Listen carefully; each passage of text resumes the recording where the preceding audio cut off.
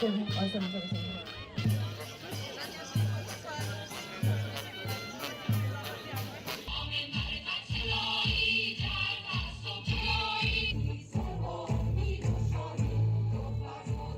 Depuis le 28 février, le ciel de l'Iran s'embrasse sous les frappes aériennes américano-israéliennes. Mais alors que la puissance mondiale parle de libération, nous refusons d'être les simples spectateurs d'un nouveau drame humain où les bombes étrangères prétendent soigner les plaies d'une tyrannie intérieure. Femme, vie, liberté! Femme, vie, liberté! Femme, vie, liberté! Il faut ici rappeler évidemment qu'il n'y a aucune crédibilité à ce que Donald Trump, qui est en train d'affaiblir la démocratie dans son propre pays, mène une guerre pour soi-disant instaurer une démocratie à l'extérieur. De la même façon, Netanyahou, qui a lui-même attaqué son système judiciaire, l'indépendance du système judiciaire en Israël, il n'y a aucune chance qu'il mène une guerre pour soi-disant instaurer la démocratie à l'extérieur.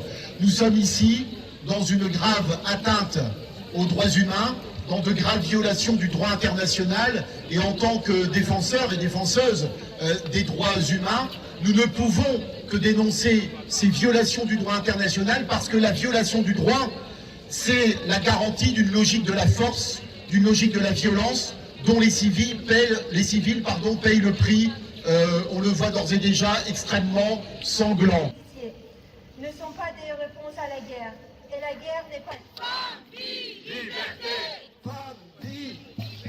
Macron choisit de s'aligner sur cette logique de guerre, en ouvrant les bases militaires françaises aux opérations américaines, en envoyant le porte-avions Charles de Gaulle en Méditerranée, en parlant de sécuriser le détroit d'Ormuz. Le pouvoir macroniste engage la France toujours davantage dans cette guerre.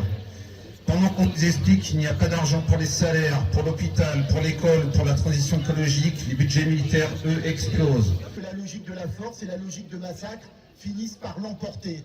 Le meurtre de Mahsa Amini. Cette lutte universelle contre... Les images qui nous parviennent d'Iran sont effroyables. Tout est bombardé. Tout est bombardé.